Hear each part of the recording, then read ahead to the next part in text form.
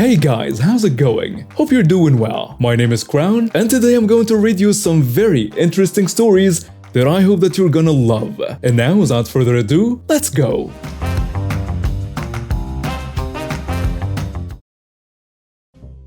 Let me tell you about the day I crossed paths with the infamous Karen and her terrified child at Walmart. It all happened while I was just trying to get some groceries with my trusty service dog by my side.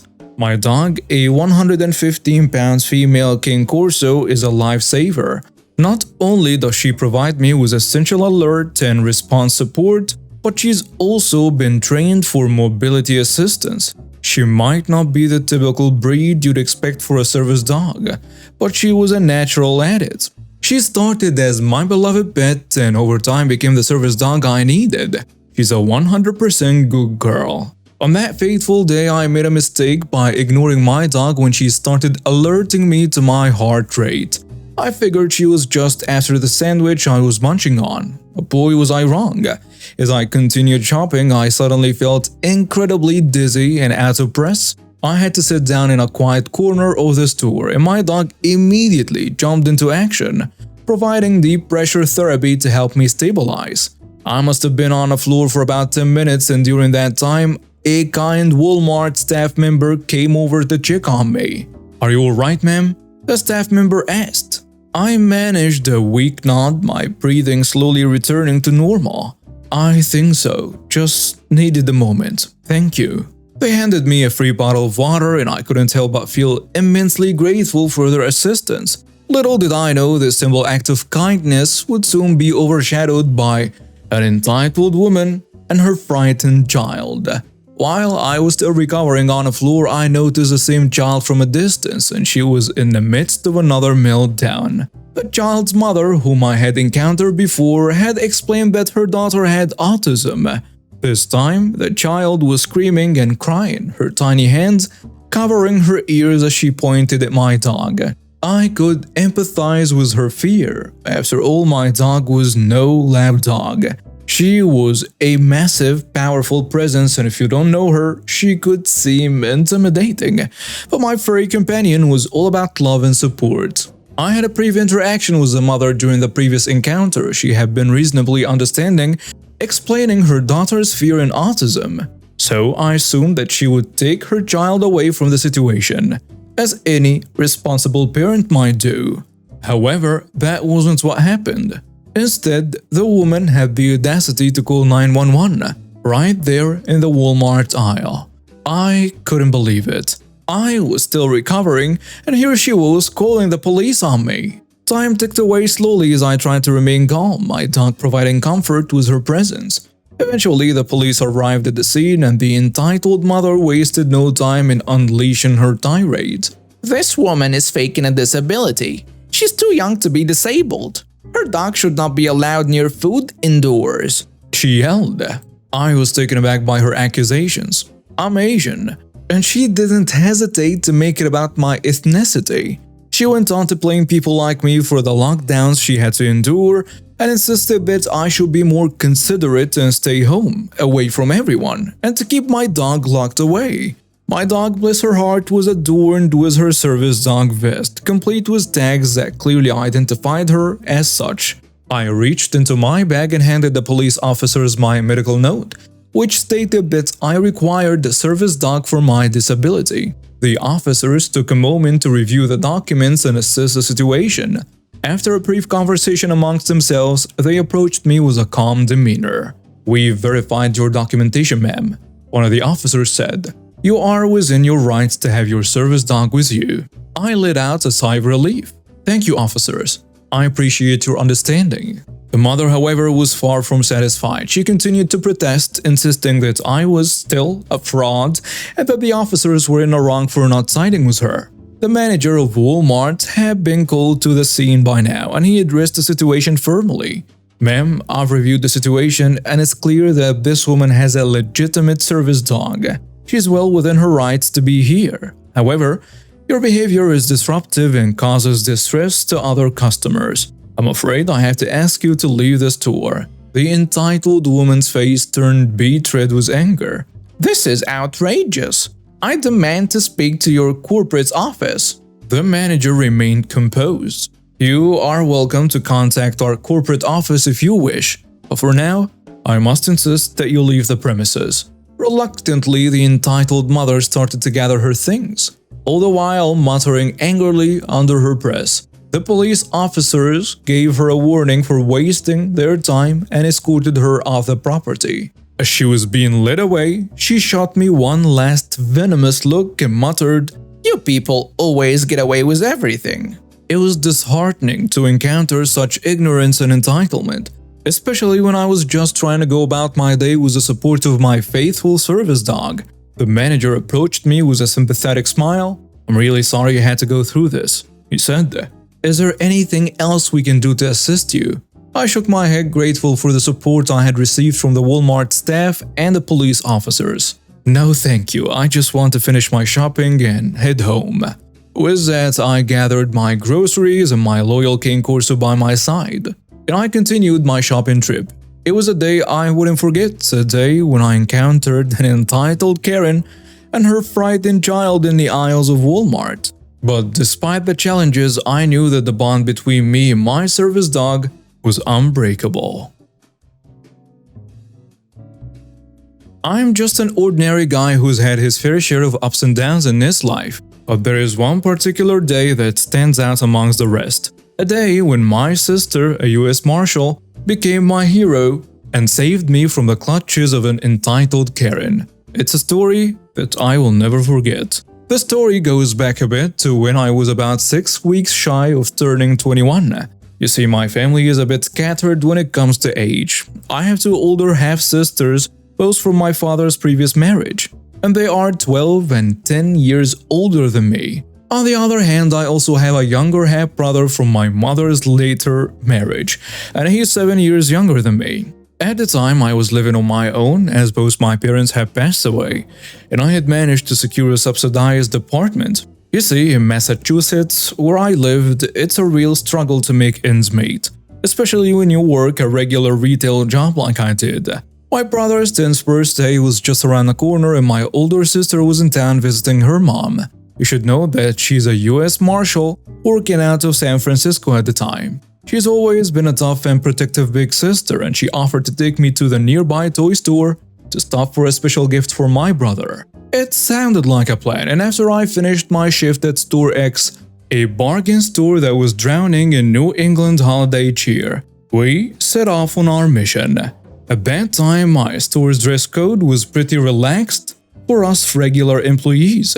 We could wear just about anything non-offensive, a shirt, pants, or shorts, closed-toed shoes, and a green apron smock with the store's logo on it. So at around 4 p.m. my sister picked me up and off we went to the toy store. My younger brother tagged along too, as my sister had picked him up near his high school after his hockey practice. He was excited to join the birthday gift shopping adventure. My sister and I split up once we entered the toy store. I headed straight for the video games, knowing my brother would appreciate a new Game Boy game. My sister, on the other hand, made her way to the bike section, since my brother's old bike had met its untimely demise thanks to an idiotic bus driver. My younger brother stayed with me browsing the video game shelves as well. While I was engrossed in choosing the perfect game, I was also chatting with my significant other on my phone about our plans for the evening. That's when I heard the call of the wild, an unmistakable voice that could only belong to an entitled Karen. "Excuse me?" She barked in a tone that made my spine tingle. I ignored her at first, thinking she must be talking to someone else. After all, I wasn't wearing my work apron and I had left it in my sister's rental car. But the entitled Karen wasn't about to be ignored. "Aren't you going to help me, you fat brat?" She sneered. I turned to see her standing there, hands on hips, with an expression of pure entitlement plastered across her face. Now let me provide you some context. I'm a big guy, standing at 6 feet 1 inch. And at the time I weighed around 300 pounds and I've struggled with depression ever since my mother passed away when I was just about 11 years old. And I had a tendency to eat my feelings. This combination of factors had led to my larger than average physique. So I replied, "I don't work here." But Karen wasn't about to let facts get in the way of her entitled tirade. She pointed at me and said, "Of course you do. I see you here all the time talking with that thing." I looked down at my phone and replied, "Ma'am, that's my girlfriend." But Karen wasn't having it. She was locked in entitlement mode and had no intention of letting go. "Where are you taking this boy?" she demanded, pointing at my younger brother. "Well, that's my brother," I explained, trying to remain calm. Realizing that the situation was escalating quickly, I turned to my brother and whispered, "Go find our sister now." He knew what this meant. It was our secret code for when things were about to go south. Without hesitation, he sprinted off in search of our sister. Meanwhile, Karen continued her relentless assault. She started moving toward me, and I began to back away, not realizing that she was herding me into a corner. As I backed away, I realized with a sinking feeling that I was trapped. A large, angry Karen blocking my path, and no escape in sight. That's when it happened. I saw something glint in her hand, and my heart sank. It was a knife. I knew my store had a box cutter in my pocket, but it was utterly useless in the situation. At best, it may have scratched this crazy woman. My mind raced as I realized that I was in serious danger. Suddenly, a voice pierced through the chaos. "Federal agent, drop the weapon." 3 things happened in the next split second. Karen and I both turned to see the source of the voice, and there, standing like a beacon of hope, was my sister, pointing her weapon at Karen. In her panic, Karen dropped the knife on the floor and her entitled demeanor evaporated as she bolted for the exit, leaving a bright yellow water on the floor in her haste. My girlfriend and my brother appeared on scene, followed shortly by the store manager and a police officer. I felt a wave of relief wash over me as I tried to process what had just happened. Karen, however, was far from done. She had shifted from entitlement to rage, and her rantings were filled with obscenities. My sister rushed over to me, concern etched on her face. "Are you okay?" she asked. I could barely respond. The adrenaline had worn off and I was trembling. My head throbbed and I felt a sharp pain where I had hit the shelf during the chaos. I tried to answer, but my legs gave out and I collapsed to the floor. The next thing I knew, I was waking up in a hospital bed with a paramedic checking my vitals. My girlfriend, sister and brother were there, all looking deeply worried. There was no sign of Karen's ranting anymore. As it turned out, I had suffered a concussion, a hairline skull fracture, and a nasty cut from hitting the shelf. I ended up spending the night in the hospital, but I was grateful to be alive and relatively unscathed. My sister's quick thinking had saved me from what could have been a tragic outcome. In the aftermath of the incident, I took some time to address my depression issues. With therapy and support from loved ones, I began to make progress and eventually was able to work full-time again. My younger brother grew up to become a major in the Air National Guard, married a wonderful woman, and had 5-year-old triplets. My other brother, the one we were buying the present for, became an FBI agent and recently announced his engagement. My marital sister continued her work in the Marshal service, primarily handling administrative tasks these days. My other sister remained the quietest member of the family, always supportive and caring. As for my girlfriend and me, we eventually went our separate ways about a year later, but we remained friends though. And she went to marry and adopt 3 children.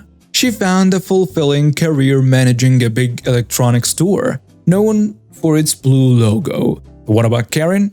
Well, she ended up in prison, as she rightfully deserved. She was initially sentenced to 2 years in prison, with an additional 5 years of probation, due to her attempted assault with a dangerous weapon, along with hate crime enhancements. But it seems her violent tendencies continued. She got into a fight in prison that nearly killed another inmate.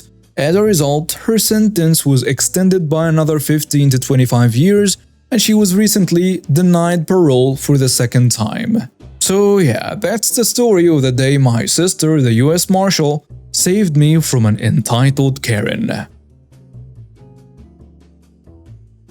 Let me give you some context first. My husband and I recently welcomed our first child into the world. It was a long and emotional journey filled with IVF treatments, fertility struggles, and even a couple of miscarriages. But we finally had our beautiful baby girl, and she's truly a blessing to our lives. Our family is tight-knit, consisting of my parents, my two sisters, her significant others, and their kids. My husband's family has been out of the picture since he was just 16, so it's just my side of the family. Now let me tell you, this family means the world to me. So back to that Sunday lunch, I was holding my daughter blissfully enjoying the moment when the topic of business and insurance came up. My husband and I own a business, and like responsible adults, we have prepared for the worst-case scenario. Was my parents listed as the beneficiaries if anything happened to us? My parents are retired and financially secure, so this seemed like a logical choice. But then, out of nowhere, my sister Kay chimed in with, "That's weird. Why are our parents the ones to inherit money if something happened to you when they are older and retired, while I'm struggling to pay my bills here?" I tried to change the subject immediately, but it was as if she had a one-track mind. My mom unfortunately didn't notice my attempt at diversion and added, "Well, now as a baby, if anything happens, we'll adopt her and take care of the business." That's when things took a turn for the worse. My sister snapped, demanding to know why she wouldn't be the next in line to raise a baby in the event of my husband and my death. Yes, you're a that's right. She went from 0 to 100 in a split second. I tried once again to change the subject, but she wasn't having it. She continued pressing the issue and questioning why I would trust our 70-year-old parents with a baby over her, an experienced mother. I couldn't hold back anymore, and I snapped too. I began listing some harsh truths that I probably shouldn't have. I mentioned how she and her family were getting evicted every 6 months due to the damage they did to their apartments. I pointed out that she refused to work and allowed her kids to run wild, causing trouble wherever they went. And I couldn't help but bring up the fact that she had recently gotten into legal trouble for selling her food stamps for cash. I went for the jugular, and I regret it now. Her response, though, she gathered her kids and stormed out of the house. My other sister, let's call her L, sent me a not cool text, and now my parents are asking me to apologize so we can all focus on our annual family gathering tomorrow, which holds a special place in our hearts because we lost 2 family members in 9/11. But here is the thing, I am not ready to apologize just yet. I am tired of my sister constantly criticizing my new parenting skills when she can barely keep her own life together. I remember the days when she used to drop her kids off on our doorstep, barely clothed and unattended, only to return the next morning. How can she expect me to trust her with the guardianship of my child if, God forbid, something were to happen to me and my husband? And let's not forget about the state of her kids. They are always dirty with snot running down their faces and knotted hair. Their teeth are rotting out of their heads for heaven's sake. It breaks my heart to see them in such a state, and I can't help but feel responsible for their well-being as their aunt. So am I the jerk for refusing to give guardianship to my irresponsible sister? I honestly don't know anymore. All I want is what's best for my child, and right now, I'm not convinced that she can provide that. But I also don't want to cause a permanent rift in our family. Is there a way to resolve this mess and keep our family together? Or am I just being unreasonable here? I'd appreciate some guidance because at this point, I'm feeling torn and unsure of what to do next. And now some comments on the post. Someone saying, "Not that jerk. It is important to know that your sister should avoid asking questions she isn't prepared to hear the answers to. It's clear that she came ready for an argument even before you had a chance to respond. In the end, the well-being of your children is a top priority, and your decisions should reflect that. While your parents appear to be the most suitable choice at the moment, it's crucial to have a contingency plan in place, given their advancing age. In the unfortunate event that something were to happen to you and your husband and your parents are no longer available, you undoubtedly wouldn't want your kids to end up under Kay's care." Another commenter adds, "Not that jerk. Consider finding a trusted friend as an alternative option. If something were to happen to your parents, your child could end up with your sister, which may not be the best outcome given your parents' age." A third commenter goes with, "Back in the day, pretending not to see what was happening, my parents were neglectful and abusive. Even when we reached out to our aunts, uncles, and grandparents, they responded with dismissive statements like, "I am sure you're exaggerating," or "It's not our place to get involved." When I grew up and became an adult, I made the decision to cut all of them out of our lives. I believe that I don't need people in my life who are so unwilling to stand up for children. Now that I have kids of my own, I hear complaints from these estranged family members about not being part of our lives. They lament that their grandkids don't know their cousins. However, I am resolute in my decision. I don't want my children to grow up morally lacking or weak-willed, so we maintain our distance. And now we have reached the end of today's stories. Thank you for watching and see you next time.